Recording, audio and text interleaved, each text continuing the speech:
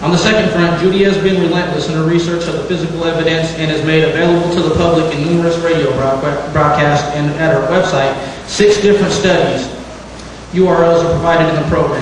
The 6th and most recent study is what she will be introducing this evening, 9/11 weather anomalies and field effects. I invite you to listen to what Dr. Wood has to say, engage in questions and dialogue, and please welcome Dr. Judy Wood. Weather anomalies and field effects. What does that have to do with 9/11? Well, we'll find out. But first of all, I would like to draw attention to a very special person who needs to be honored. Lieutenant Renee Dowell, I'm not sure if I pronounced the last name correctly. He was one of the first responders who was interviewed in that New York Times, what the New York Times had released of the first responder testimonies. And there's some interesting things that he had pointed out with this. First, about what do we look for? Instead of attempting to fit the facts around your perceptions, try expanding your perceptions to fit the facts. So here's some comments that in Renee's testimony that caught my attention. He mentioned this, he's an emergency medical technician, and he mentioned the bag of his tools, something that was mighty weird to me. I've got my bag, and I hold it like a trophy. Like some people collect basketballs. I haven't touched whatever the force was. It was so strong that it went inside the bag. You tend to wonder if something like this is what happened to Renee's equipment in his bag. And he was asked by the interviewer about his vehicle. He said his vehicle was destroyed. Was it on fire? What? Was it on fire? Fire? We saw the sucker blow up. We heard it go boom. And a lot of people talked about booms at the WTC complex, including in fire trucks. You know, what is a fire truck doing sitting at ground level, having things inside of it explode? Well, the firefighters have these Scott packs, the oxygen packs that they wear so they can breathe. Those were blowing up and exploding. They have a metal container.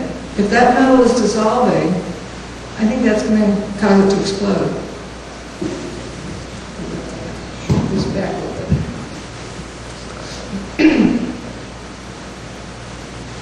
Talk about the sound came with a wave. Other interesting things he pointed out about the wave. He went inside the Millennium Hotel when one of the towers was going poof. You notice this glass has round holes in it. When you hit a baseball through a window, it doesn't make a perfectly round hole. It kind of shatters with the spider web kind of pattern. And he mentioned going in there, something knocked me down. I don't know if it's something in my helmet or whether it was a force. And then he later talks about it. I'm in there, and the force is still coming through the cracks under the door. So he wets some clothing and stuffs it under the door. I would really like to know what that force was that he sensed. So first I'll start out with a little bit of background before I get into the new material. The background material being in the last 6 months or a year. And then we'll get to the new material. Various things about the weather anomalies. It all comes together.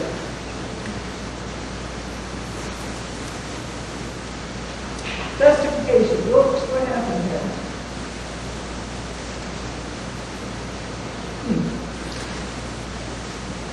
Well, that doesn't look like a collapse to me.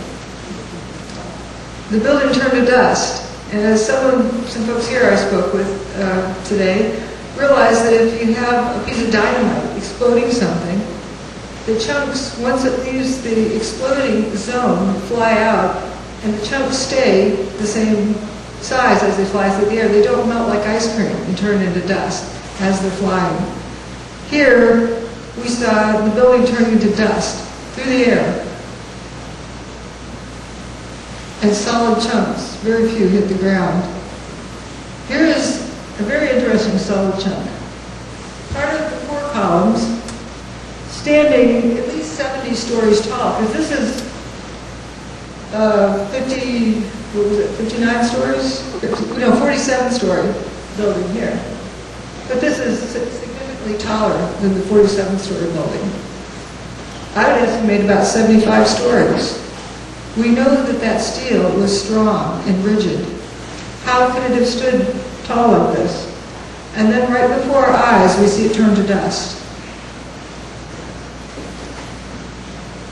This is a different view than the other one. It just turns to dust.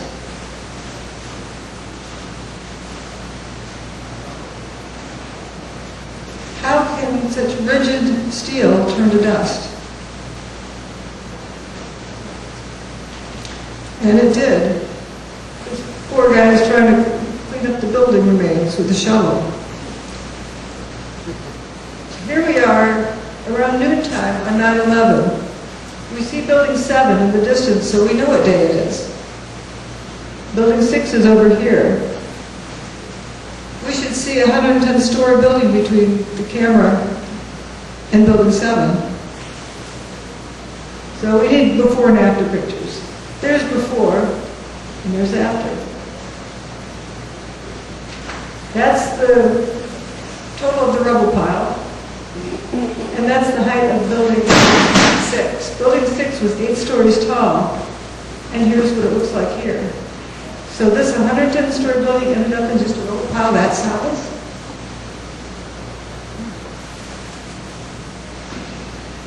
These folks are just coming out of their hiding places. This is the corner of VC and West Street. There should be building 1 right here. This is building 6. Tower 1 was right on the other side. You can tell from their postures. Arms on the side, arms folded, hands on the hips. My gosh, where'd the building go? We just have paper down here on the pavement.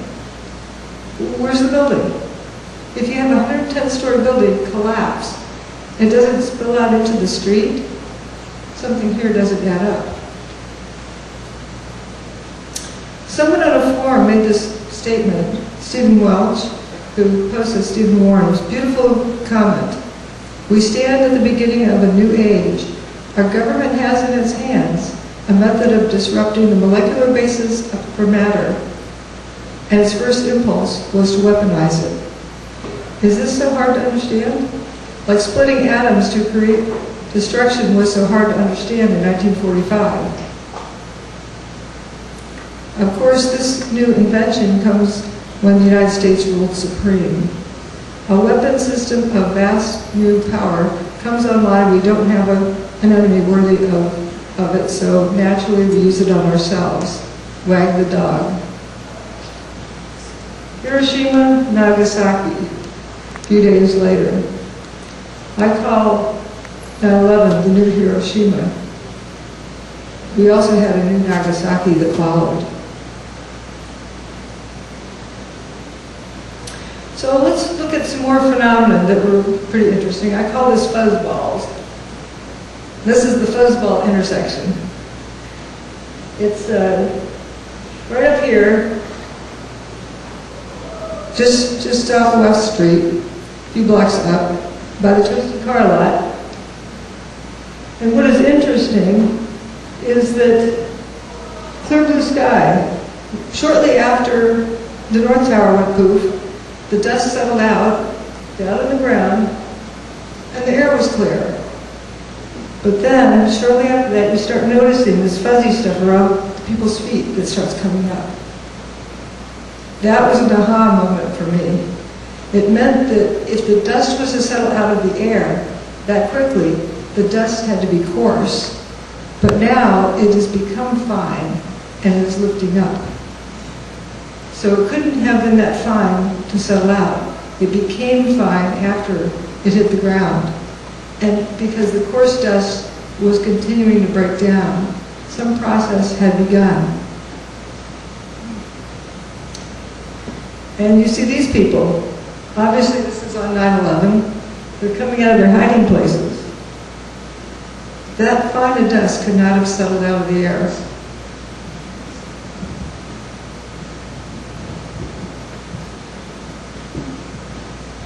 A little bit.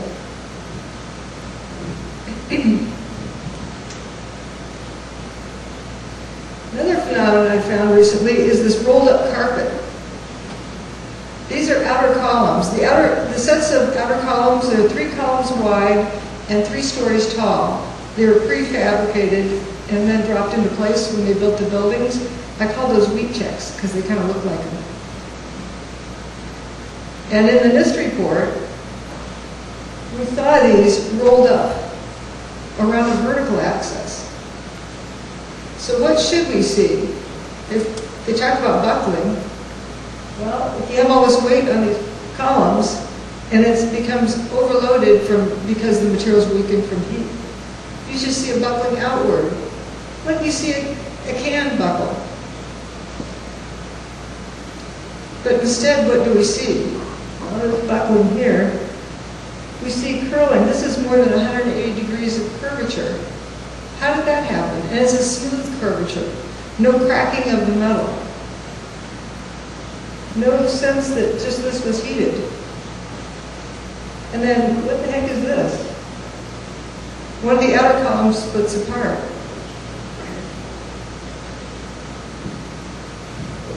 And on the NIST site, they advertise it right here. I call these rolled up carpets. It looks like those 3 outer columns turned sideways and rolled up like a carpet with spandrel belts. Let's see, do I have, no, I don't have the pieces there. So here are those wheat checks, 3 columns wide, 3 stories tall. But what we see is they're rolled around the vertical axis. That would be a force that would be like this around the building. What about bending over? Isn't that what we would expect? If this column is overloaded, you have at every floor, the floor is pushing and pulling that will make it bow out or bow in. This is what we would see in buckling, like this. We would not see bending around a vertical axis. But that's what we see in the evidence. We see straight beams bent around the vertical axis. So I call this phenomenon the rolled-up carpet. Actually, this one I call the burrito. Looks like it. This is not buckling. And if you notice this crease between the spandrel belt, kind of just draped over the outer column, it looks like it turned to mush, like it turned to tissue paper. It was draped over it and then re-solidified.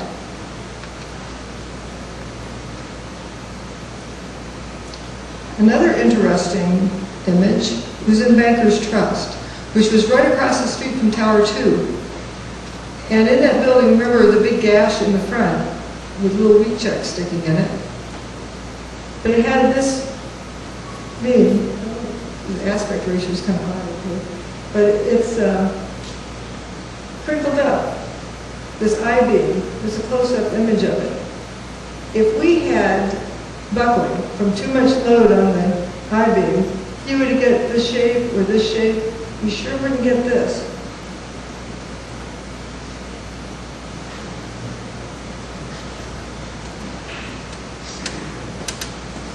And also with this I-beam, if you have too much load on it this way, it's going to bow. It's not going to curl around sideways. So if they want to tell us it's from an overload or from weakening of the steel, it'd be better have the steel bending in the right direction. Now John mentioned a beam by Colonel Alexander. This is his molybdenum beam that was bent in an S shape, he said, kind of curled up. But maybe John just takes too many vitamins.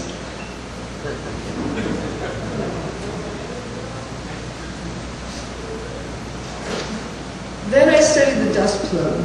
How did that dust plume move? We see where it came up from ground zero, and it gets kind of translucent as it goes upward into the atmosphere. Is that what fires look like? Well, here we have a cloud over here, but that sure doesn't look like a cloud. This cloud makes a shadow. This is something else. It's this hazy, I call it fumes. I don't have to determine what it is. This is another interesting image from a satellite. A closer look at it, and lo and behold, what do we have? We have this white stuff going up. It gets to a certain elevation, and it starts to just disperse outward. It gets very high into the upper atmosphere. And what do we have there? Going over the Hudson, black. We have the black fumes go west, the white fumes go south. Segregation of smoke? That doesn't make any sense. I think might actually be smoke, but this is something else.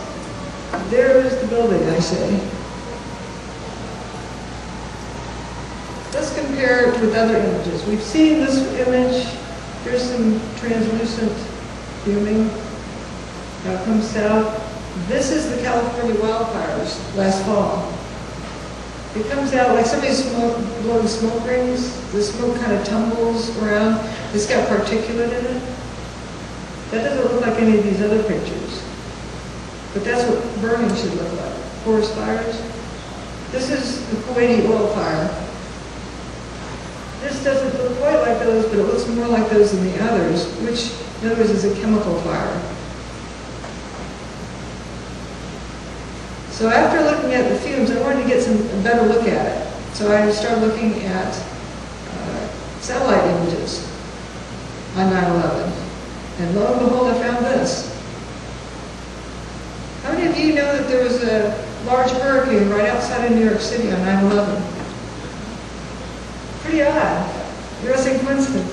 Here we have Cape Cod getting rained on with the outer bands. We see a blow-up of ground zero and it's fuming. This thing's huge. It also has kind of a weird-looking eye. It looks like worms in there. What would it be doing there? And why didn't they tell us about it? If 9/11 was a surprise, on the morning news we should have heard about it. Is the eye?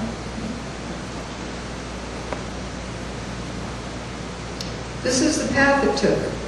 It began on September 1st, and it went past Bermuda, right around in here.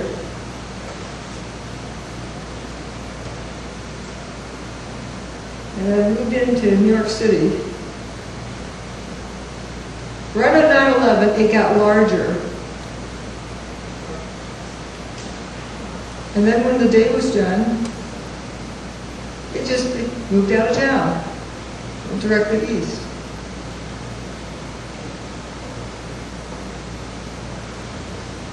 Pretty interesting path. This is a satellite image of Hurricane Aaron, the largest hurricane of the season at that point. There were only 3 large hurricanes that year. And you can see New York right over here. This is the day before 9/11, and that's New York in that distance. All right, here we have the morning news. Early forecast. Anybody see a hurricane? Look at all this sunshine. Great day ahead of us. There's another station. We have some fronts over here. But anybody see a hurricane? And this is the approximate area it should have covered.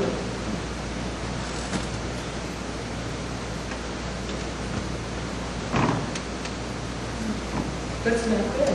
They did warn us that there'd be rough seas, but they didn't say why. What about the International Space Station? Surely they would have seen it. This is Hurricane Ivan. So the space station looks at hurricanes. It kind of, should be able to see them. And this is what we A got. staple of space missions took on new poignancy in mid-September when Culbertson and his crewmates viewed the plumes of smoke rising from New York City shortly after the terrorist attacks on the World Trade Center. As we went over Maine, we could see New York City and the smoke from the fires. Our prayers and thoughts go out to all the people there and everywhere else. Here I'm looking up and down the East Coast to see if I can see anything else. And to the people in Washington. Yes, Frank, that's an accurate assessment. And I hope that the people responsible are brought to justice as soon as possible. But first, our prayers and condolences to all involved. And I just wanted the folks to know that their city still looks very beautiful from space. I know it's very difficult for everybody in America right now. And I know folks are struggling very hard to deal with this and recover from it. But the country still looks good, and for New Yorkers, your city still looks great from up here. That's the like statement. I'm looking up and down the East Coast to see if I see anything else. But for them to get this in camera and that previous image, it's like they had to zoom in, otherwise they get the hurricane. Again, here's another hurricane, Isabel, as viewed from space. It's interesting the comment you made. I'm looking up and down the East Coast to see if I see anything else. Again, here's the path, and here's the approximate size I picked off from satellite images. Compare that with the approximate size of Hurricane Katrina. It was much larger on 9/11, this Hurricane Erin. It was also predicted to be larger. But here we have New York City. And here it comes, with all the satellite images I rounded up. Now it's forming.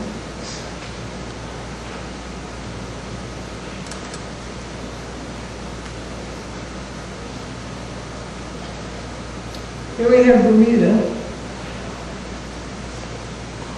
They downgraded it right now to a tropical storm.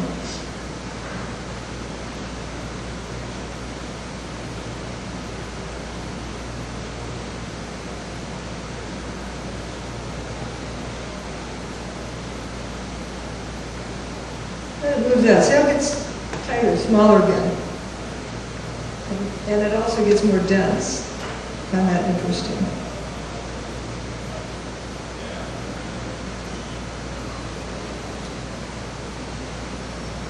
Notice on the 10th, 11th, and 12th, these are all the same scale, but notice the relative size difference, how this got much larger. It's kind of like a figure skater putting their arms out. It slowed down but got bigger, and then the next day it pulled in and spun out of town. And here it is going past Bermuda. It's on its way up. Here's Bermuda.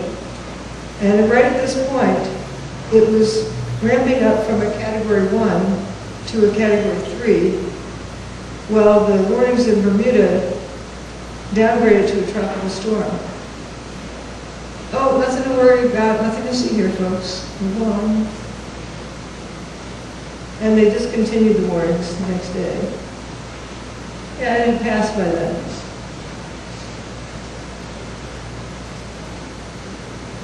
So let's compare Hurricane Erin with Hurricane Katrina.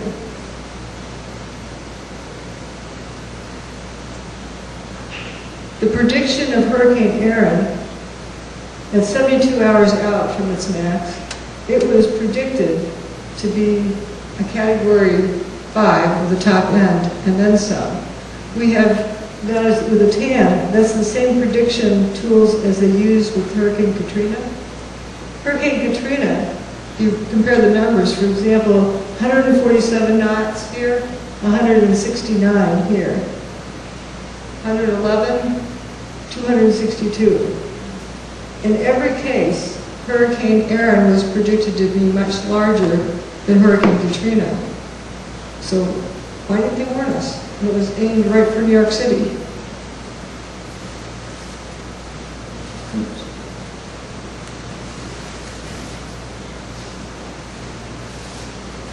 $353, here's 154 knots.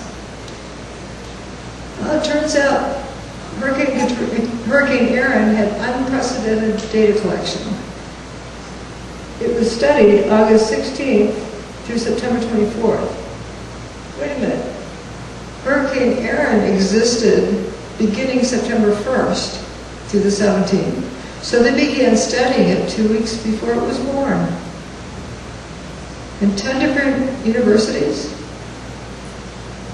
studied it. NASA studied it. NOAA studied it. Wow. So why would there be a hurricane there? Well, let's just look at what hurricanes do. If they're over the water, they're called water spouts, like tornadoes. I'm thinking that tornadoes and hurricanes are very similar, the structure is. If they're over dust, they call them dust devils. There's a tornado. Myrtle Beach, that summer, just before 9/11, we had this a tornado on the beach. No other clouds around for 100 miles. Well, it even exists on Mars. In Toronto, there's this big hurricane. In Toronto? Well, we see stab wounds with hurricanes. There's this two before, sticking right through the palm tree from Hurricane Andrew. Piece of plywood through a tree. How's that happen? We've all heard about straw through trees. There you go, very recently, May 10th, 2008. This was in one of your newspapers around the country. Why do anything? There's some materials being bonded together.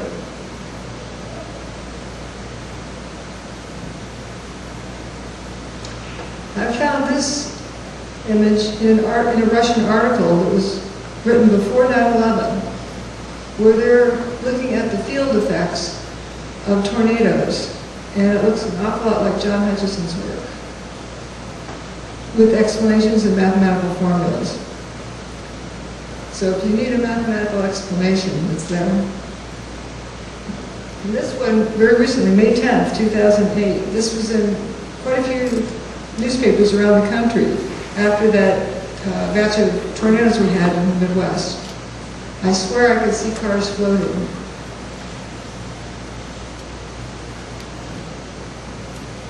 This is from a security camera in Alabama. Other cars don't seem to be affected.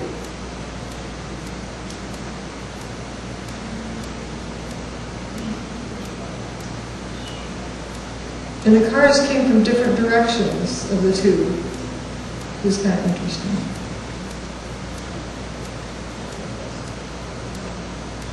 Some slow motion clips at the end of it.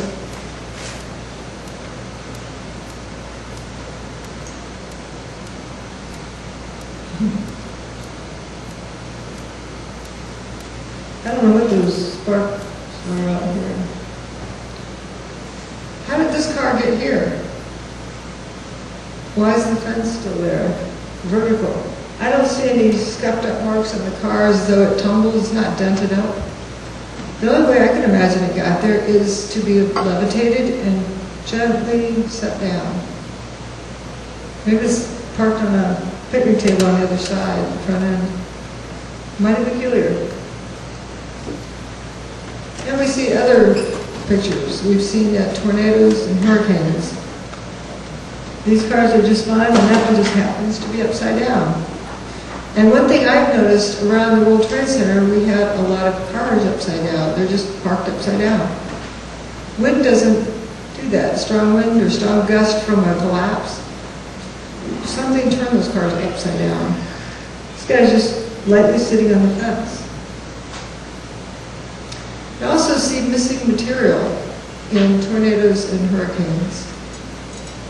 Nothing went through this wall, just the wall went missing. Same with this building.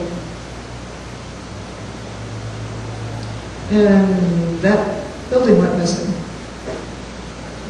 Empty foundation. Now you see it, now you don't. Remind you of anything else? Now you see it, now you don't. Not much left, no pile of rubble. It's also interesting to see this instant rust, uniform color. If it's over a period of time, I call it creeping crud. You see it rust a little more here than there and things get going. But remember, the underside of a car is built for driving through rainy water puddles and getting wet. But when I see uniform rust as it was sprayed on, here and here, it's all kind of uniform color, I start wondering what kind of field effects to do to change its properties. So let's look at field effects. When I look at this picture, I remember how I feel when I see something like that outside. You kind of can smell it coming. You feel the storm coming. Field effects. We're sensing something, some kind of energy from these storms. Something going on between this flat plate and this flat plate. It's like there's a potential.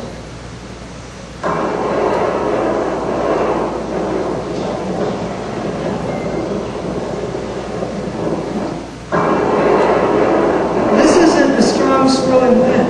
It's like it's building potential. It's ready to connect with the ground to make a tornado.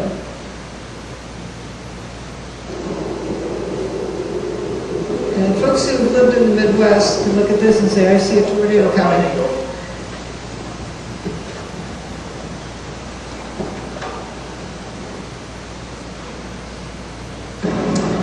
Here we see it coming up from the ground.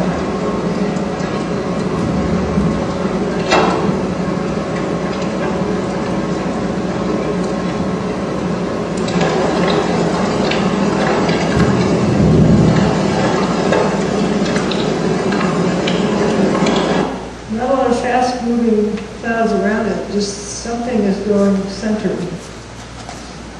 think this is a slow motion version of that previous video. It's like there's a potential between the ground and the cloud, and they join together.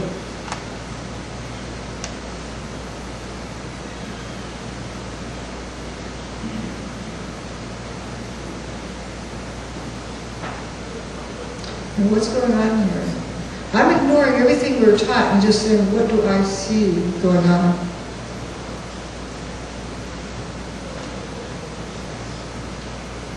And this is a really interesting... Did you see above our heads? Look up. Look above you, right here.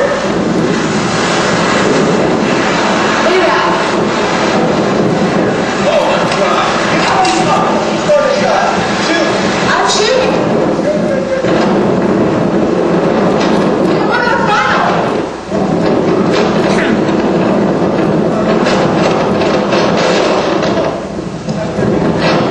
Oh my God, look at the photo. This is incredible. We're back in the... We are. Oh, I hope he got some. He's going to be right in the middle of that. Oh my God, I'm getting it. I'm getting it. I gotta get some shots. I gotta get some shots. Hang on.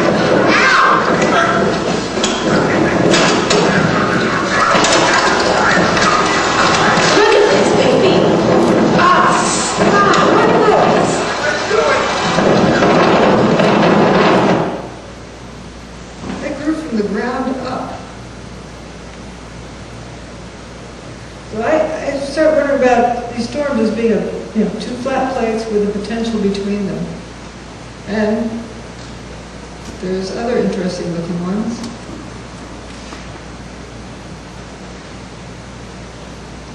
And this little overshoot at the top, apparently they get a spiral developed up here, and then there's this big top one.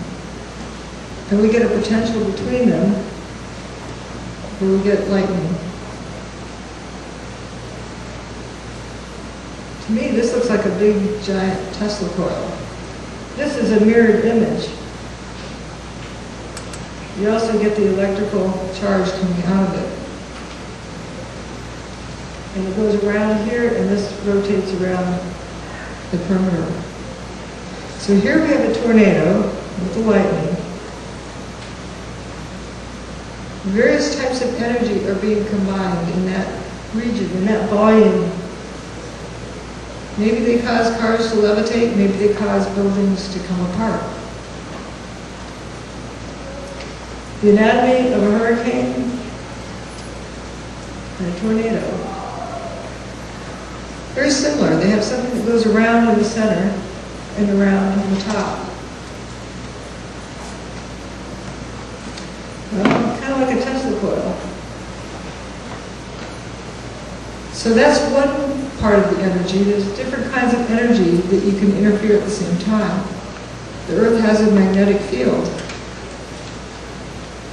You can turn magnets into voltage or voltage into magnets. I think we've all done that as youngsters, wrapping the coil to see how, with a 9-volt battery, how many nails we can pick up, depending on how many it wraps. So in a vacuum tube, there's coils. Here's one of John's coils, the one he talked about. Here's where he has wood embedded in aluminum, the nice aluminum, and the aluminum just splitting open. It's got a penny in here. What about magnetic effects? Well, let's look at the WTC area on 9/11. 846, WTC-1 got its hole. We won't worry about how it got its hole. There's a hole appeared at that point. Another one appeared in the other building at 9:02, 9:03. Then WTC-2 goes poof, close to 10 o'clock. About 10:30, the other building goes poof. Then several hours later, building 7 goes poof. So remember those times, 8:46, 9:03. Here's a magnetometer readout from several different locations. And let's look at those particular times.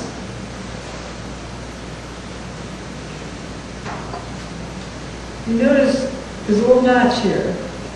Right at 8:46, it starts downward, and at 9:02, it goes back up. Like something got corrected. And when both towers went poof,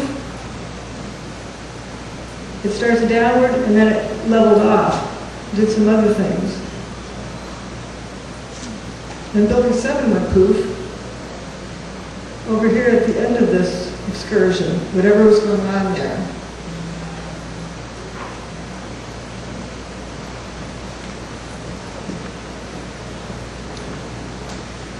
So we have these 3 different locations that I'm focusing on this image. This is quite a distance away from New York City. But they all picked up some sort of strange signal happening. It, just coincidence, just at the moment the towers went poof, or the towers got a hole in them. It's another interesting picture. I didn't know what to think of.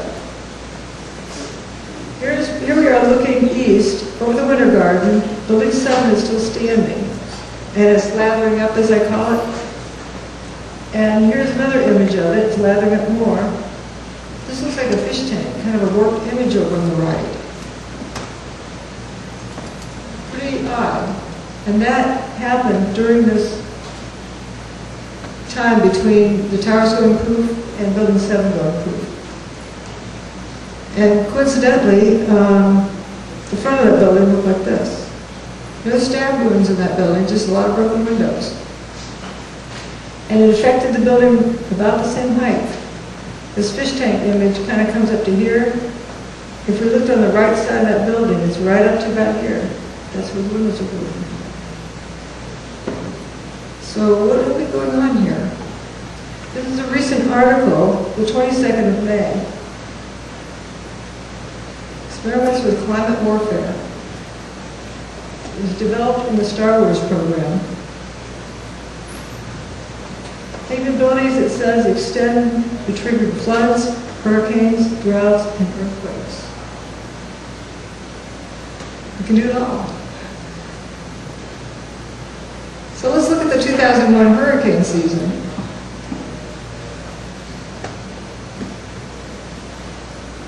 We have all these little hurricanes come along here. And then there's Hurricane Erin, the biggest hurricane of the season thus far. Nobody noticed it? And none go straight into land and then loop around like that.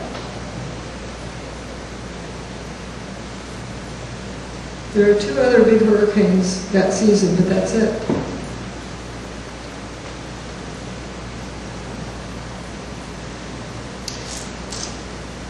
In the Midwest recently, there was an earthquake of 5.4 over Indiana. This is what the cloud vapors did right afterwards. Right here is where the earthquake was. I'm not saying what came first, the chicken or the egg, but it sure looks like there's an interaction between the two.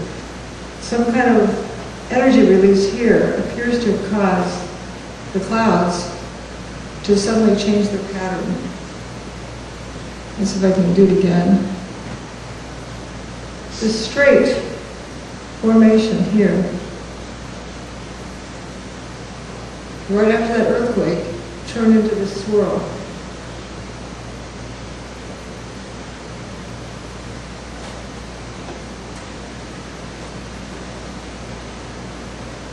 Here's where the earthquake was, and then superimposed on a satellite image.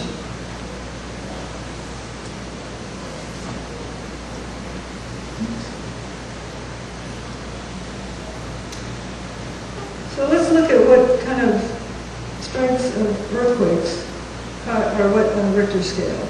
I was looking at this information for a 2.3 or 2.1 Richter scale for the Twin Towers. And we know that the Pink Dome made a 2.3 for explosives. How much TNT is that equivalent to? And on up to other events on that scale. The 7.9 is what we recently had in China. And the one right after Christmas in Sumatra was 9.1. If you go up to a 12, it's equivalent to 160 trillion tons of TNT, which is enough to fault the Earth in half through its center.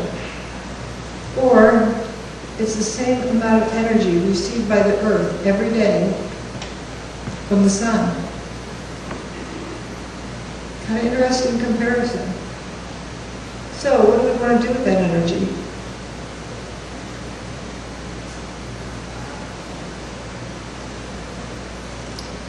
How should we use this energy? Let's see where all the energy of planet Earth goes right now.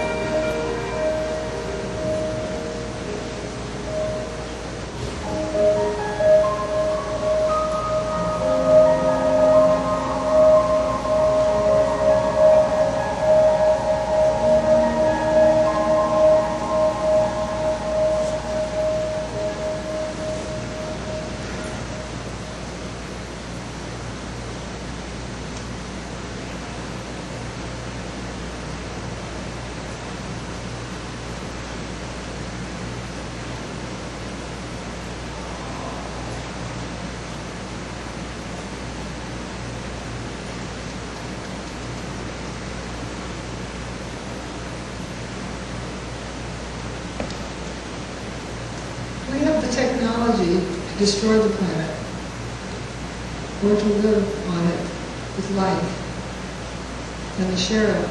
And that's what I would like. Thank you.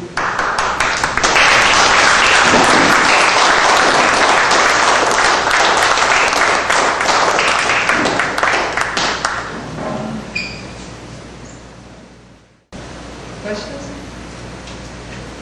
Yeah, I got a question. Dr. Wood, when you have a picture of a car up on a fence, are you implying that this is a result of some effect other than what is ordinarily understood to be suction, like a vacuum cleaner, is what is commonly thought to be the effect of a tornado, picks things up? Are you saying that there's some other force involved? Yes, I believe it's likely, very likely. There's a lot of things that can't be explained by wind. If the car has been sucked around in this heavy, fast-swirling wind, why doesn't it have any scratches on it? Why it doesn't look like it's been tumbling somewhere? It looks like it's just gently been lifted up and gently been set back down. Interesting that a lot of the WTC first responders made similar comments. When they talk about running up the street when everyone was running for cover, they felt like they were lifted up and gently set back down. Or they talk about the force coming. So it's an interesting phenomenon, and we've all just taken for granted when they taught us about tornadoes. They say just it's a big vacuum cleaner. But has anyone ever demonstrated it? Has anyone ever showed it? And looking at it more and more, like that piece of plywood through the tree, wind doesn't do that. That plywood was very sharp along that edge, just very blunt. It wasn't frayed or anything. And aerodynamics don't work that way. Something is going to fly through edgewise. So it's a pretty peculiar image. Yes? Just a quick question. The plume picture, when it shows the white plume going, south or something, and the black plume going east, is that picture taken before the building goes down, or is that during just the preliminary fires, or at what point? I think it was taken late on 9/11. It may have been taken on 9/12. Okay. So it's after the buildings. Yes, after the buildings have gone poof.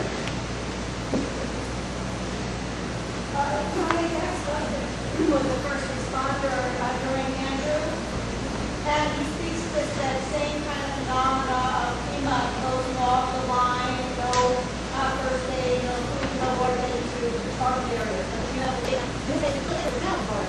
That's what like people are like, you start on, you have armaments going as well. But I just wonder if these people were obviously in first aid, and there was a feeling that the medication was going in and anybody coming out. And I do understand the public survivors in this area is part of that, but I mean, that. Seems consistent. Something I noticed in the images from Zero, before either tower went poof, but after both towers had their hole, there's some people standing around that had, it's like their blood vessels were exploding from the inside out. There's some pretty weird things. How do you explain that? There's a woman walking up down the street with bare feet. She wasn't worried about getting her feet cut or broken glass or anything. But in some cases it didn't even break the skin. But there's a lot of people that were bright red-faced. It's a strange image. Yeah, some of these things, I was in Hawaii after the DT, up there during the DT, and just walking around right after that, and I saw some of the things that don't really make sense, but you see like the side of the house is gone, but yet there's a bookshelf with books on it, but the wall's gone. It doesn't compute in your mind, but a lot of weird things like that all over the place. It's pretty bizarre, and the wind can't account for that. I spent some years in Kansas City growing up, and I remember we drove to Topeka, Kansas. We're actually headed out to the West Coast to see my grandmother. And I remember seeing, it was right after a tornado, and the tornado had sliced this apartment building just right in half, through somebody's bedroom, and you could see the bed was made, and you see books in the bookshelf that weren't blown away, and it looked just like that image we see of the Pentagon, where you see the encyclopedia opened up on a wooden stool, just sitting there right, just a clean slice. Something just slices the building. Yes? Something else about Hurricane Aaron. We're going to go to hurricane country. I know that as hurricanes move north out of the tropics, they weaken and break up. That is interesting, yes.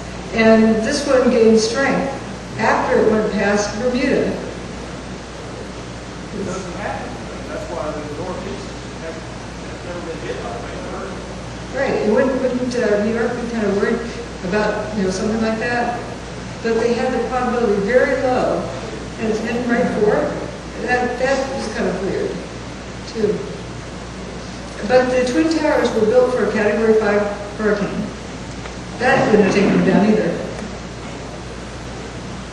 Yeah, I noticed you had a picture of Alaska up there. There's a HAARP site up there. Are there any watchdog people that watch the HAARP sites all over the world to see when they get hot?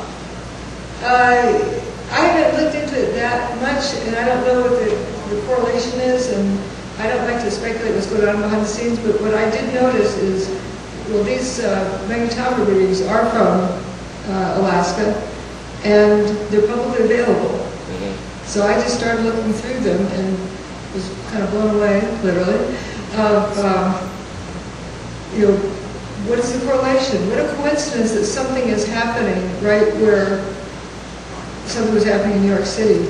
So there's someone in the audience in Seattle that came up to me and had been driving across the country that day on 9/11, and the engine of their car was ripped. And they pulled it, got the tow truck to come get them and so forth, and they kept saying, "Look, my car, look what's on TV, my car disintegrated. It just disintegrated." "Yeah, I know, my car just disintegrated." They didn't realize that the technician was talking about 9/11 that just happened on TV. I found that very interesting. Their engine just disintegrated. When I was visiting my cousin down in Mexico, back in the 60s, he was telling me that there were certain hurricanes down there. I thought he was realize. In the middle 60s. There's information that shows that Vietnam, what the warfare was involved. All the rains and monsoons to keep the others from getting their supplies in. And right after that, there's a treaty between the U.S. and Russia not to use weather for warfare. It was signed in 1977. I've got a copy of it on my website. So what were they doing, signing a treaty not to use weather as warfare in 1977? It implies that it was a possibility. There's another question down there? Do you have any idea, Dr. Wood, about how chemtrails fits into that? Obviously, you brought that up today at lunch, but I wondered if you had any further thoughts. Yes, and I've included that with the Aaron series in the last few pages, where there was even a really courageous radio station in the lower Midwest who investigated. Somebody brought in a jar that they collected chemtrail dust from it, settled out of the chemtrails. They brought in to get it chemically analyzed. They found it had tremendously high amounts of barium. And that interested me because I know I'm reading some of the technical stuff about John's work. They talk about barium titanate being one of the components in batteries. And there's all sorts of forms of barium that are listed for these types of things in it. To me, it seems like there's a correlation. Is that some sort of a spray-on antenna they're putting all over the planet? Some strange things going on. The chemtrails have gotten to some horrendous level. This is my first time out here in a long time, and it was so sad to see Mount Rainier in a haze. It was like it had a plastic bag over it. It was being suffocated. A couple days ago, it was a clear blue sky, or it should be, but there's this haze that you couldn't really see mountains. I haven't seen that before. Sad. Yes, Dr. Wood, which is the picture you showed about the bending steel part of considering the fact that fire could possibly create that.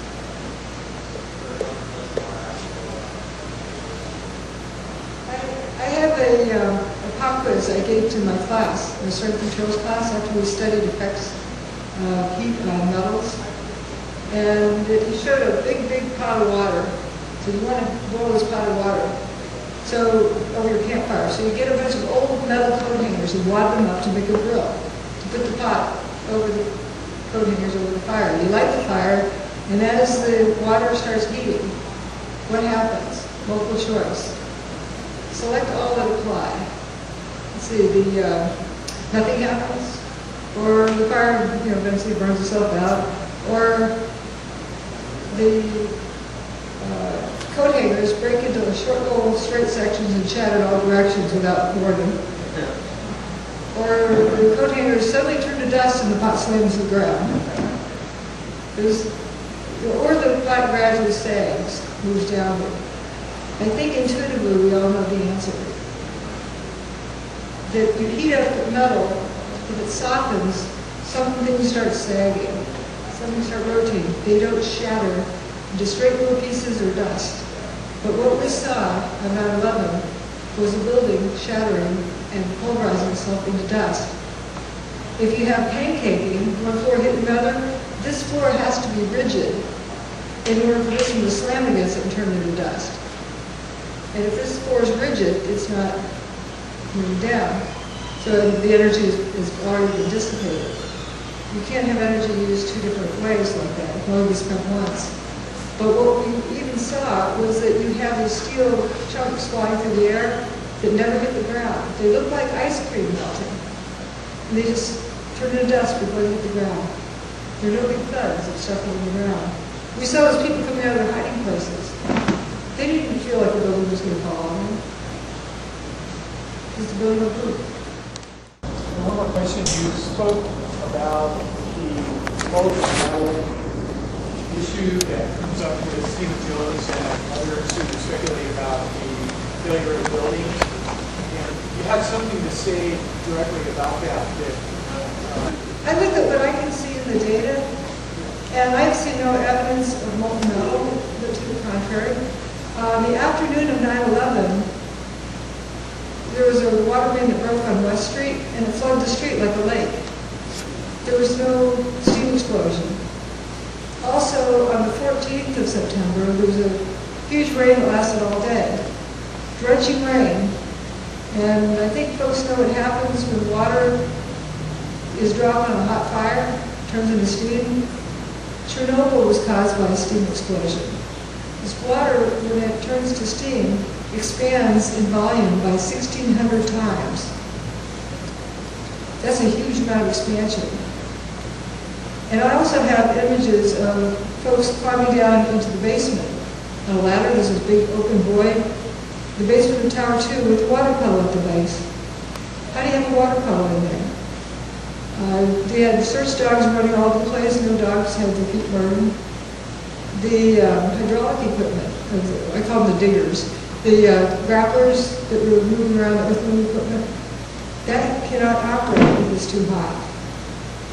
Now, your car engine has a limited temperature in which it operates, otherwise the oil breaks down. The same thing for hydraulic machinery. So I've seen no evidence of molten metal or anything even really hot.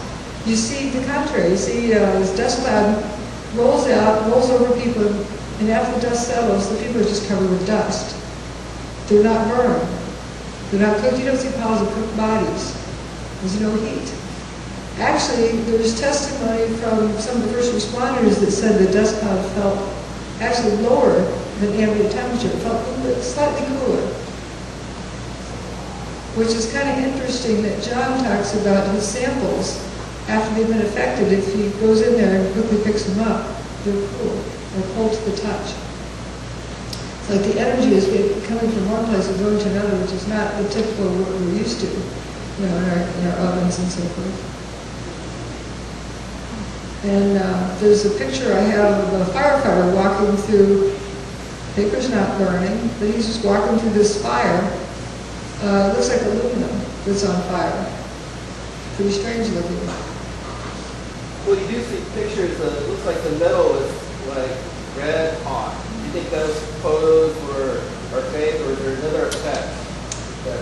You get glowing metal at room temperature for the Hutchison effect. Oh, I see.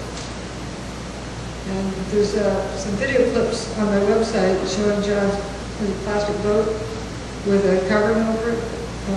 And you see fires just dancing around on it. There's no paper or anything on it. We should put some paper on it and see if the paper catches fire, but what's burning? It is also a picture of fire on aluminum. It's an interesting phenomenon. Yes? Is there a single explanation for all this phenomenon? Have they all be used for Hutchison effect? I would say that the Hutchison effect, it could be, but it's definitely a totally different scale. And Could it be the Hutchison effect expanded to that scale? We know the military has it. Could they have used it? very likely. That, as I understand it, Johns is intersecting several different forms of energy, and that's what we see happening at ground zero. And the same results, the same phenomena are coming out of both. It sure looks like the same thing, but a totally different scale. You know, what was that hurricane doing? We all know we have field effects in hurricanes because you can feel it coming. It's a different kind of feeling, with ions and so on. One last one. Just recently I was listening to someone, I can't remember where, they're talking about scalar wave technology from the ex-Soviet Union and its connection with technology and Tesla's relationship with the Russian folks, and scalar wave technology is supposed to be quite devastating, owned by the former Soviet Union. You know anything about it?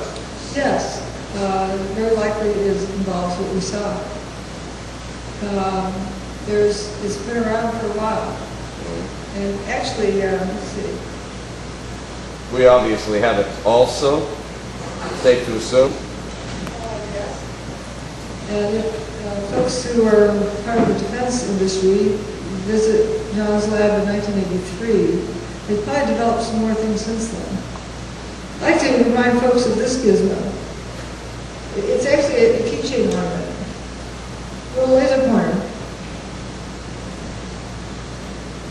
Lasers were developed in 1955, around the 50s. Microwave, 1945. What do you think they've developed since then? Nothing, right. They just sat back. Or after Hiroshima. You know, 2 days before Hiroshima, did anyone know that there was a nuclear bomb out there? That they could do such a thing?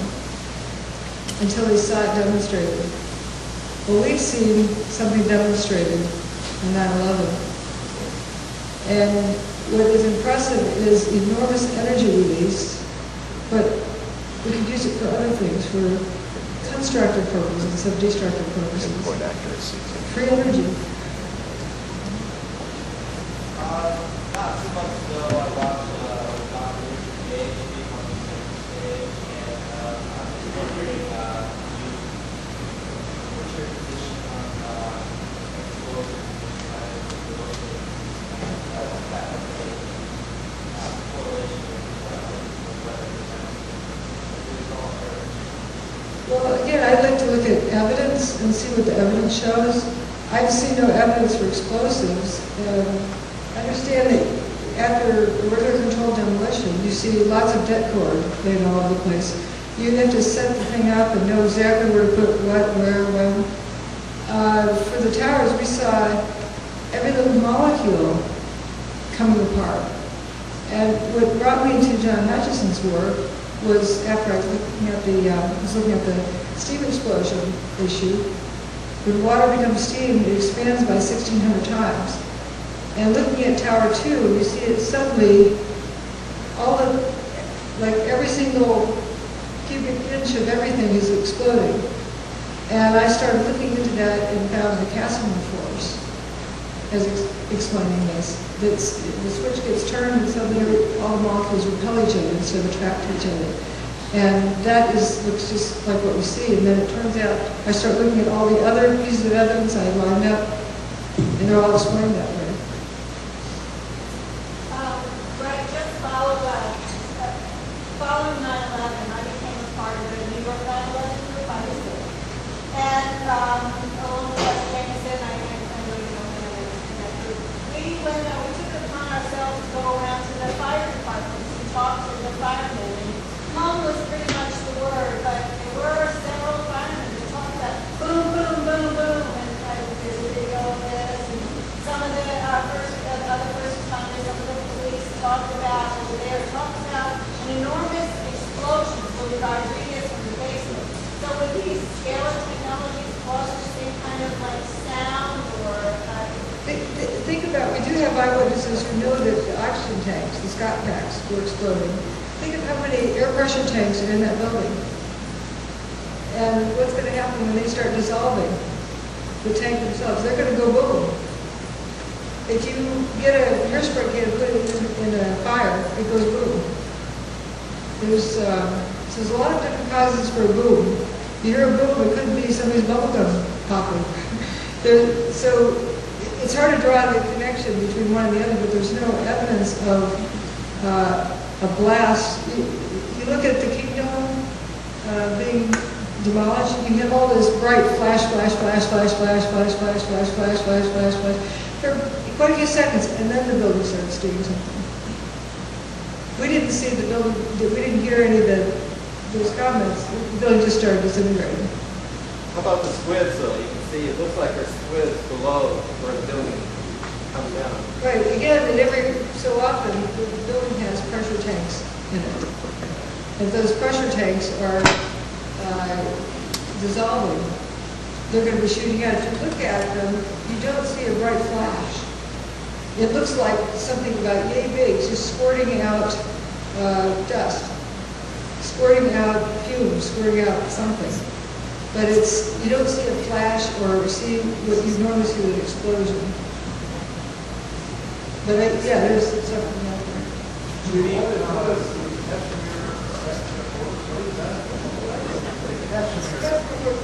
It is the force that holds molecules together. If you reverse it, they'll repel each other. There's some articles on my website about it. The Hutchinson effect and anomalies of 9/11, there's a lot of it in that article.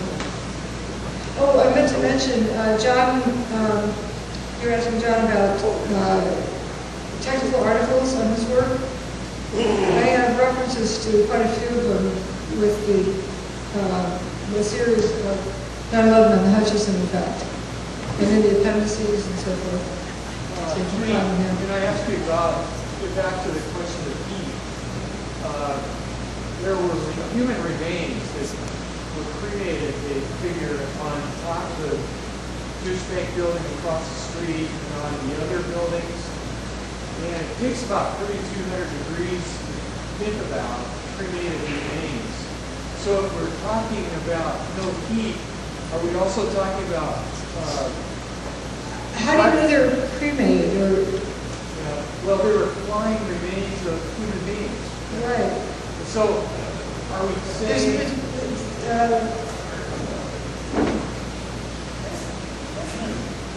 no heat? yeah? So human beings can be disintegrated as well as anything else. Correct. As well as office furniture and carpets and toilets. I keep asking, where's the toilet? I've never seen a single toilet in any of the images of Ground Zero. Well, there's never been a single anything bigger than half a phone and the firemen dug up. Isn't it the passport that rolled down the window of the airplane and checked it out and support it? Well, I do have a question for you. It's sort of a general, overview type of question rather than a specific scientific one. black op perpetrated by X. And there's a consensus of who X is, but now with unlimited funds and unlimited expertise and an absolute mandate that this is going to happen, would it not seem reasonable to set up several redundant systems so that you take care of any eventuality, lest one fail, the others in place, and so forth and so on? I mean, there's at least 3 possibilities in redundant systems. You described one, Jones described one, and there's kind of a hybrid. Oh, the green lizard, it's like it's a 4. But, you know, it's a different story being a fifth, I guess. You see a redundant system, I think of redundancy as extra, in addition, like this could do it instead of this. I can't think of anything. Well, I think in conjunction with, you know, and if one fails, then you're still okay. But I mean, that's how these people work. It's not like they're going to put all their eggs in one basket. They're going to make damn sure that this top comes off. Well, whatever they have to do to make that happen, they're going to do. I just look at what I see in the data, and if a firecracker can't turn the building into dust, why use a firecracker? Yeah, 7 million it isn't wired in redundant. series probably could. Pardon me? 7 million wired in series probably could. You know? I mean, why would anyone want to do such a crazy thing? But you know, these are serious weapons that we're talking about. How many sticks of dynamite would it take to pulverize the building? I have no clue. And also, what I tend to look also away from the explosive issue, we have paper that didn't burn. Whatever it was, did not do anything to paper. And one thing I do know about, like, for example, thermite, its uses are in war, well, as well as fixing railroad tracks, welding things. But they go into an enemy village and want to take the weapons and when they leave the village, they want to render the weapons useless. There's grenades of thermite. You put down a gun barrel and then it makes the gun useless. They also use them in offices.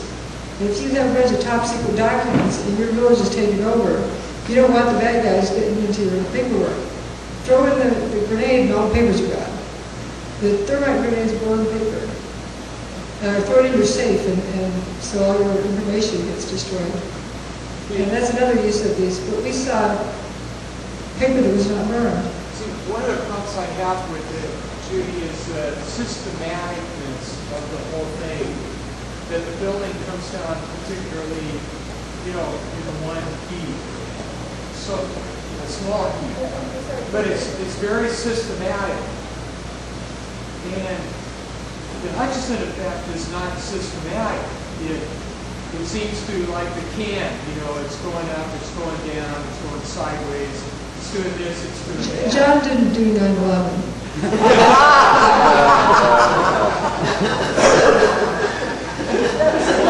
At least we don't know. Not consciously anyway, right? So there's a little organization or something here, and if you look at the Hudson effect, it doesn't seem to have all that organization. Why wouldn't this thing do something John's different? just having fun on a small scale with an interesting phenomenon. He isn't doing anything large scale. Okay. But it shows a proof of concept of what interfering different frequencies of energy can do. And what I'm saying is what I see at ground zero, and I saw this before I ever knew of what, you know, I'd never heard the term directed energy weapon before. I didn't know what that was, but the data told me it existed because that's what the data led me to. My background is in interferometry, and what I saw is the effect of interference that caused these various effects at different areas. That car you mentioned earlier that you said the motor is, how does that happen without the rest of the body doing the same thing? Let's look at the differences.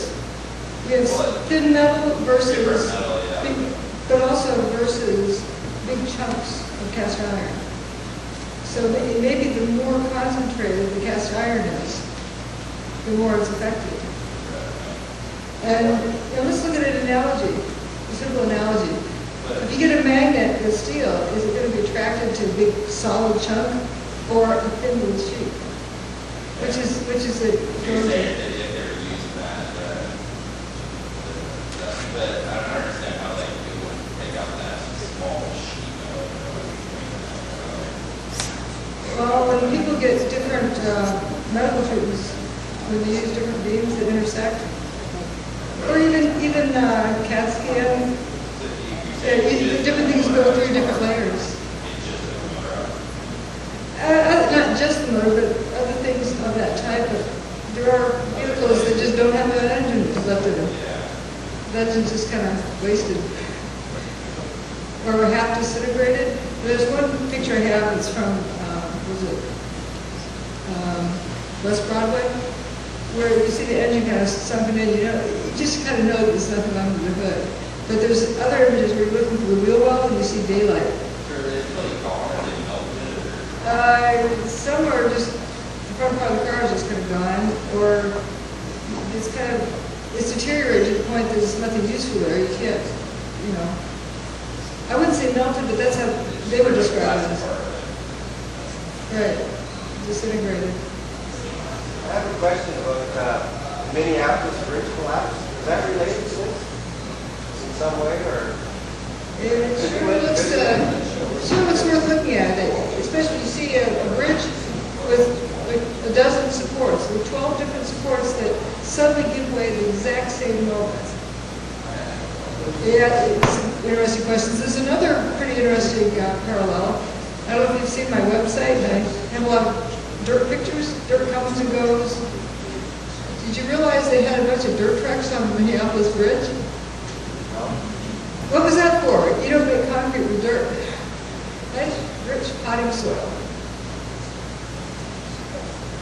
On the bridge collapse, I have relatives there, I had an email on the day of the collapse, and I had read later that bridge was rated on a 100 scale of safety, I think around 75 or so. Our own Selwood Bridge is rated 2. That hasn't collapsed. I was there right afterwards, and it was interesting. We couldn't get within a mile. And it had yet to rain, and the ground was all wet and having hosed down repeatedly. And they had like SWAT teams all over the place. It was a high security zone. It was kind of interesting. How does this relate to what happened at the Pentagon? That they talk a lot about Ground Zero. Is this similar kind of evidence and stuff that you looked at? Yes, I noticed they also have circular holes approximately 24 feet in diameter in the roof of the Pentagon. They weren't there initially, but they got there later. Also, they brought the dirt trucks in right afterwards. We also see fuming from the ground there. One more thing about that bridge thing. Yeah. I don't know how many people know about it, but it's very interesting to hear the accidental release of the transmission where the state police taking control of all the cell phone transmissions and shutting all the cell phones down. If you go back in the archive, it's somewhere on late night talk radio that somebody accidentally released a jabber over the air, and that the state police, the state troopers were saying, we're shutting down all cell phone communications down this time. So they control our phones too, by the way. No, it's true. It's my question is, on the yeah. it looks like molecular disintegration. What we have Willie Gonzalez, who was in the basement. What happened? Why didn't the humans that were in the basements and hiding, but particularly in the towers, as I say, Willie's been on the circuit, how come he wasn't molecularized? I can't answer that. I made a look at the data and what the data tells me and the evidence I see. And one thing that's about people, our memories are not like tape recorders. Where the power of suggestion is in there, and we know that 9/11 was a psyops. I looked at that picture I have of ground zero where it's flat and say, why hasn't anyone else asked, where'd the building go? That to me is pretty good evidence that it was a psychological operation.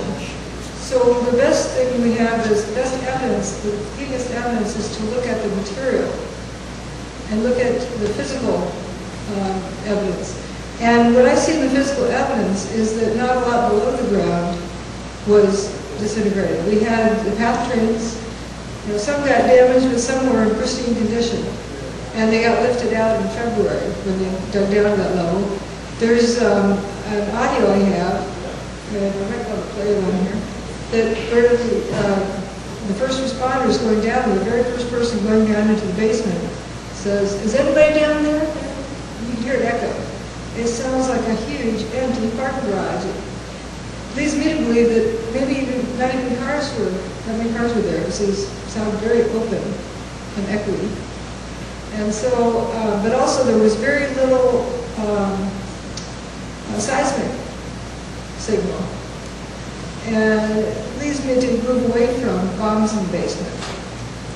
And I think that that was an important feature, that they didn't want to use explosives next to the bathtub wall, because that would destroy all of Manhattan. Those are blowing. I got to thinking of that when I saw Building 6 with that big hole. Like 50% of the center of Building 6 is just gone. Well, that's not much material they have to worry about breaking down when they destroy it.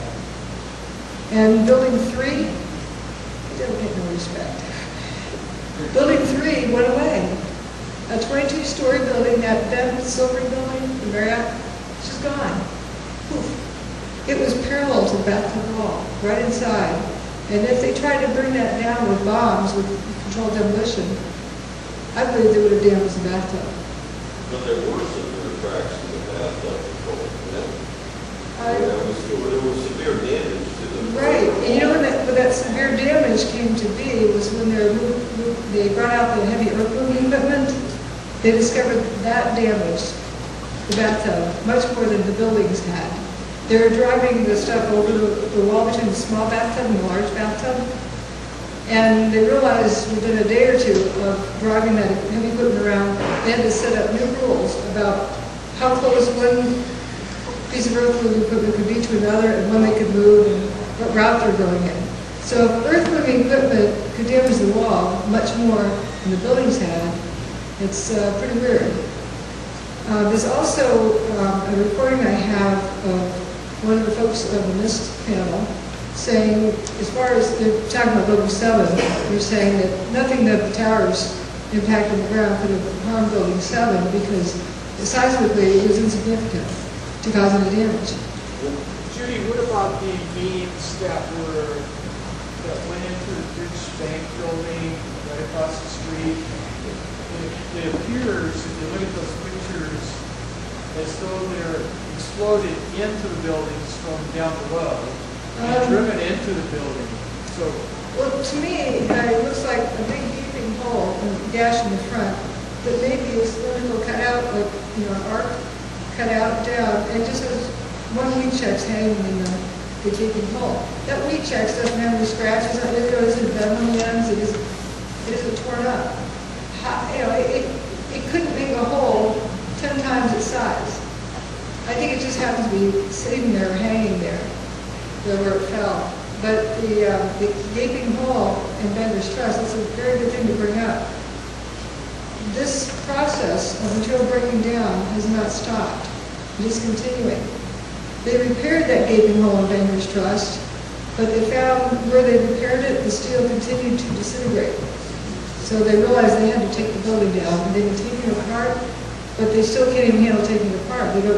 What do they do with the material? It's a real problem. I think it was J.P. Morgan was supposed to move into there, and to the new building they're going to build there, and now they're talking about turning it into a park, the other things.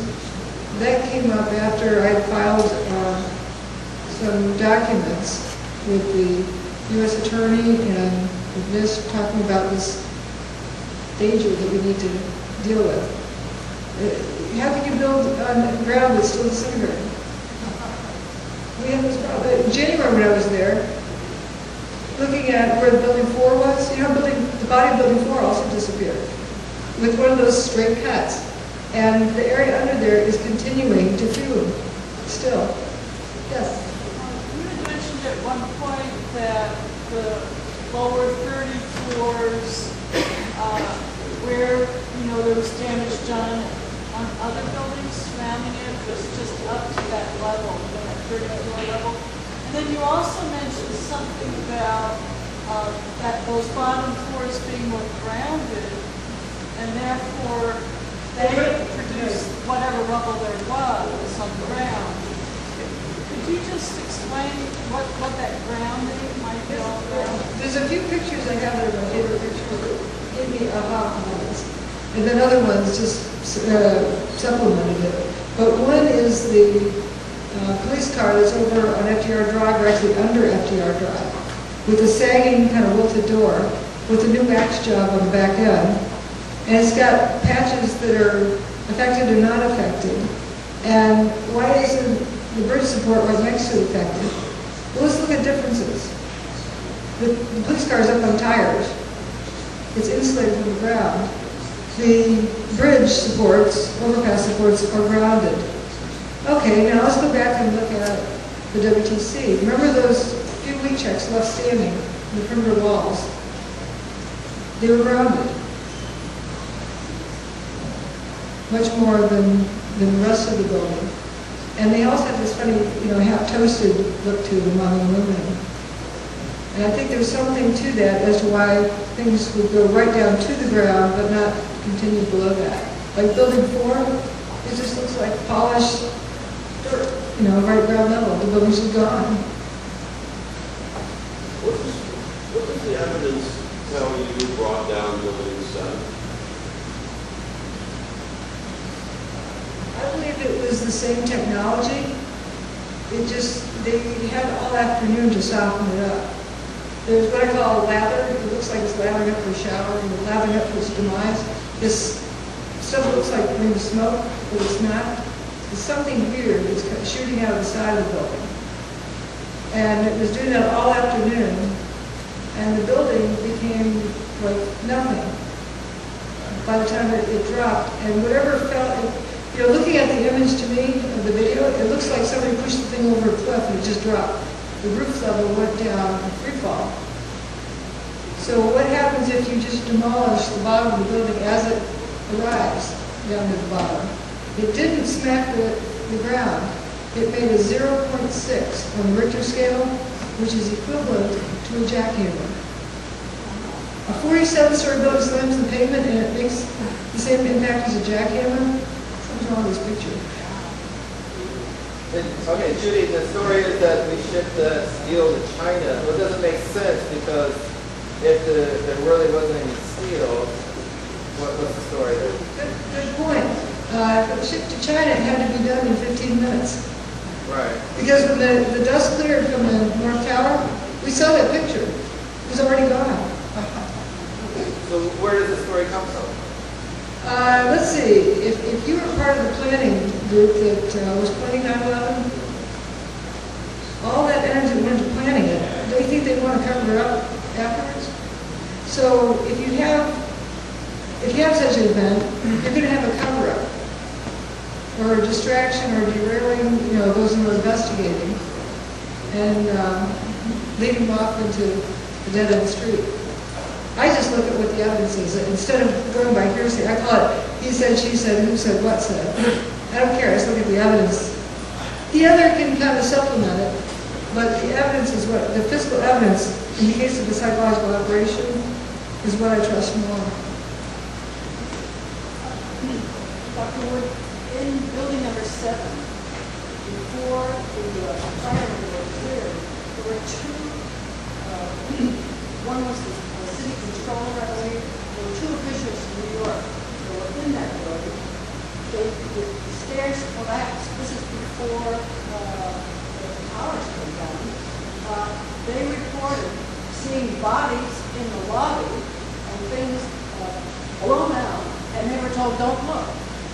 And they had to, firemen got them out through a hole in the side. I mean, I haven't seen any physical evidence to support that, and if they had taken photographs, that would have been good to look at, but I have seen no physical evidence to support it. There's photographs I have all around the building from the base. I think everyone here has probably seen the pictures of toasted cars I have. Those are right outside of Building 7. Yeah, these are obviously toasted cars, and there's, Building 7 looks fine. Could you mention to the folks who aren't warned about it, how much free energy there really is out there? Like, this is my homemade hydrogen generator using DC current, and that's suppressed technology. So, perhaps you could reiterate on that? Well, okay. You're the star. Okay. 15 minutes of I'll fame. demonstrate it later. Well, Stanley Myers was killed for this. Of course, he had a lot more fine-tuned than I did. But this is a homemade hydrogen generator. I've got an anode and a cathode and an electrode. All you need is an electrolyte. I'm using salt water over here. So anyway, after Judy's program, if anybody wants to see it demonstrate, I'll be glad to demonstrate. But yes, you've had plenty. You've been in the forefront of this free energy movement as well as what you do with the 9/11. That's a different way, but obviously, what was demonstrated on 9/11. Right. I mean, some of your colleagues, I know people like that have been involved in free energy. But I'd say it's this simple. Yeah. Well, Stan Myers ran a car. Okay, so yes, you can do this. You can go to freeenergy.uk or hack Helix stock and download the plans. Yeah. Well, this will. I've got 20% of their gas mileage. You don't have to use a battery.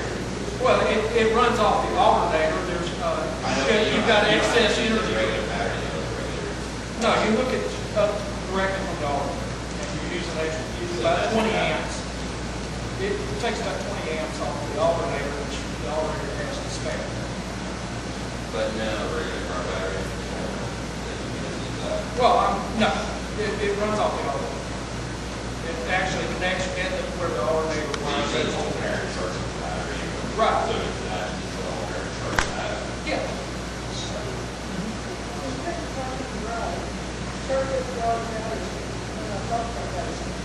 Well, actually, yes, that Bob Boyce, he developed a system.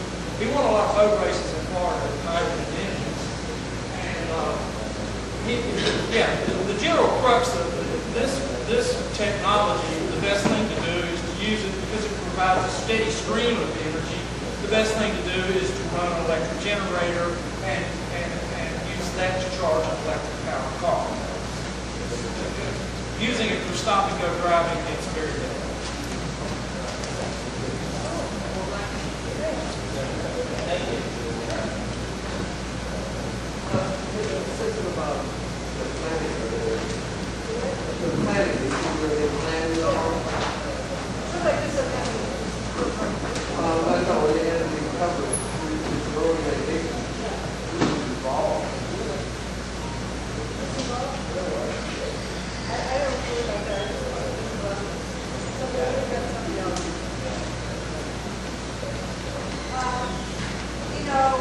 When I look at the cleanup crews that was involved in Oklahoma City, it was the same one that was like dying on the spot, at the World Trade Center. I was wondering if you looked into that because that was another anomaly. That was certainly, you can't explain that by a guy in the truck. That thing could have happened. Do you suspect the same kind of technology was used there? Was that a test case? On my front page, I have a picture of the inside of Building 6 and also building in Oklahoma City, and you can't tell them apart, except the hint is that one of them has little leak checks sitting at the bottom, but they're empty. One is 9 stories, one's 8 stories, but they look about the same. But another interesting thing, I think you know that I have a PTEM case that's in the court system right now. Yeah, folks say, we need new investigation. Well, today's your lucky day. We have one, and it's underway, and we're in the prosecution phase. Those who found an avenue, and I'm just so grateful to have a lawyer like Jerry Leaphart interested in helping with this, that he found an avenue by which us as ordinary citizens could deal with what happened. Because I don't think we can count on, well, let's say we've had FEMA, we've had 9/11 Commission, we've had NIST. We don't want to whitewash, but we can do it ourselves. It's our country. Let's take it back. So what the key 10 cases I have here, first I submitted the RFC, request for correction, because there's a Data Quality Act that requires the government to publish correct data. And I called them on specific issues, and that qualifies me for the Keaton case, being original relator. And actually, NIST did an excellent job helping me. They said, oh, we weren't aware of this. You're the first person who's brought this to our attention. Original relator status. And that allows me to file the Keaton case, and this is about fraud of all of the contractors for NIST. NIST hired these contractors to help with this report. Anybody who signed off on the report saying that was a collapse, you should know better, is guilty of fraud. And in that case, we've had like SAIC and ARA, and then ones in WJE, these various folks who have done cleanup work too. SAIC is in charge of security at Ground Zero, so they sure as heck know what's going from there. All the dirt trucks. They're also manufacturers of directed energy weapons. Conflict of interest. And it was interesting that ARA, in a sworn statement, said Judy Wood is delusional. She's talking about direct energy weapons. They don't exist in science fiction. I think they got in trouble for that because they're manufacturers of direct energy weapons, so they know they exist. And now they're taking me a lot more seriously. They realize that isn't going to fly. But one of the particular ones that interested me was WJE. They're the keepers of the remaining steel from the WTC complex. They're also the keepers of the steel from the Minnesota Bridge. They're also the keepers of the wreckage from Flight 800.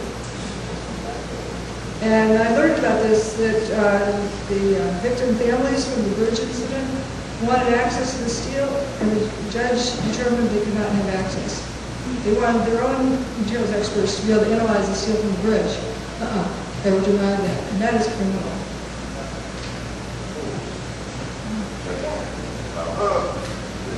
General question. So since you've gone this route and since you've engaged in this legal action, how does that treat you? Have you found anything odd that's occurring now that wasn't previously, or other than calling you things or anything? I mean, are they having any effects on your career or your reputation, or have your house been burned lately? Or? No, I'm out of a job. You're out of a job? Yes. I sacrificed my career to do this. I kind of knew speaking out, you're out of the system. Most of that. I'm sorry, were you fired or did you quit? I did not quit. But I choose to stand up for what I think is right.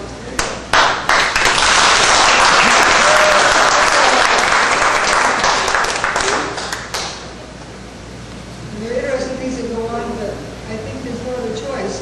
I remember my mother had a problem with my sticking my neck out. She said, you won't have a career if you do this. I said, well, I won't have a career if I don't. Nobody will have a career. This world will likely not exist. Have you noticed any other weird effects on your life, Judy? Weird effects? Like people around me? Yeah, people attacking you, or funny letters coming through the mail. Oh, I'm attacked pretty horrendously on the internet, and I think that's great. You know, the flag is always the strongest when you're over the target. Yeah. If I was insane and talking about something idiotic, why would anybody care? And then you also notice when you talk about certain topics, how it just fires up. Ah, touchdown.